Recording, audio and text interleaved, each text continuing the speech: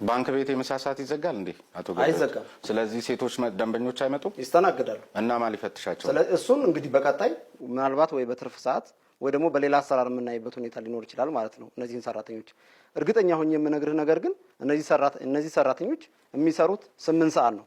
ቅድም ዳነሳህልኝ አንድ ሰራተኛ ስትወልድ ወይ መንገድ ላይ ችግር ቢያጋጥማት አሁን በነገሩኝ ሎጂክ እኮ እንዴት አሁን እኮ አንዳንድ ጊዜ እኮ ግራ የሚገባ ነገር አለ። አሁን እርሶ እኮ ነገሩኝ ሰዓቱን ስናቀናንስ 9 ሆነ። ያኛውን ምሳ ሰዓት ነው አሉኝ።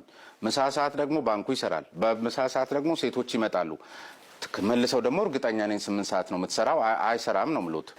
ስለዚህ ሴትዮዋ ምሳዋን እንዳትበላ ወይ ተጨቁና ትፈትሻለች በሉኝ። አልተደረገም አይባልም። ስለዚህ ማን ይፈትሽ? አልተደረገም አይባልም። ምናልባት ከ6 እስከ 7 ሴት ፈታሽ አያስፈልግም ማለት ነው። ይሄ ደግሞ የባንኩ የራሱ አሰራር ከ6 እስከ 7 ሰዓት ወይ ሴቶች አናስተናግድም የሚል ተለጥፏል አልተባለም። ስለዚህ ለባንኩ እኔ ያውቅልሃለሁ አይነት ነገር ሊሆን ነው። እንደሱ አይደለም። ለባንኩ ሳይሆን እኛ የምንቆመው ለህግ የበላይነት ለህገ መንግስታዊ መብቶች እንቆማለን። ህገ መንግስታዊ መብት መጣስ የለበትን ብለን እንቆማለን። ለህገ መንግስቱ እናውቅልሃለን ባዮችም ነን።